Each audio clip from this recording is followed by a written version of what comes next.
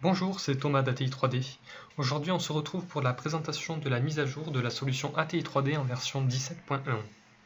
Donc tout d'abord, nous avons mis à jour l'outil de triangulation de nuages de points afin d'intégrer les nuages de points en format DXF DWG. Donc pour ce faire, on fait fichier importer. Nous allons prendre un fichier de démo, faire attention d'être en type de fichier AutoCAD en DWG DXF, importation. Donc nous avons bien nos points, il ne reste plus qu'à les sélectionner, utiliser l'outil T de triangulation et automatiquement le terrain est triangulé. Voilà.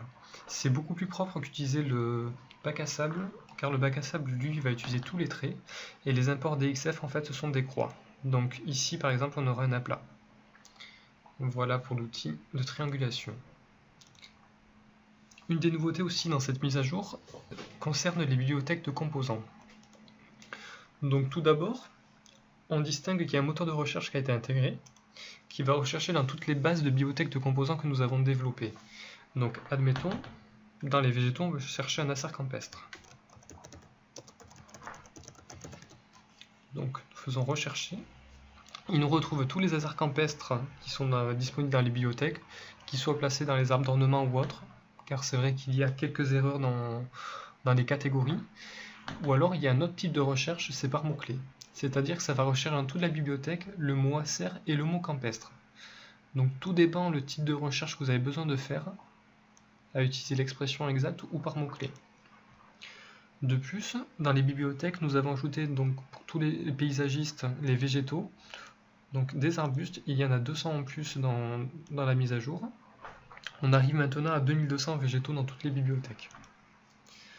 Nous avons ajouté aussi une catégorie lampadaire, luminaire, voilà, qui regroupe l'ancien fournisseur LUFA France ainsi que des mises à jour que nous avons apportées. Par exemple des lampadaires intérieurs, urbains, lampes de bureau, voilà, des spots orientales suspendues.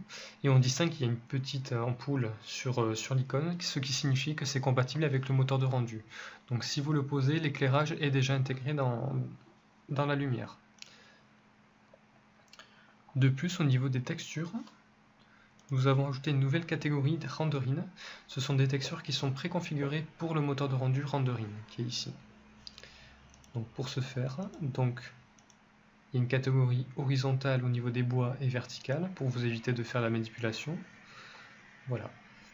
Pour ce faire, comme d'habitude, il n'y a plus qu'à cliquer et les poser sur votre modèle. Donc ce qui signifie que c'est compatible avec rendering, c'est le petit pot de peinture qui est sur l'icône. Tout simplement. De plus, dans les bibliothèques de composants et de textures, on distingue un bandeau en haut de l'écran « Consulter les nouveautés V17.1 ». Donc V17.1, c'est la version sur laquelle je suis actuellement. Et si je clique sur le petit bandeau, il y a une page internet qui s'ouvre. C'est la page en fait que vous recevez quand une mise à jour a été installée sur votre poste. Bon, souvent, on la ferme directement et après, il n'y avait pas moyen de la reconsulter. C'est pour ça qu'on a fait ce petit bandeau.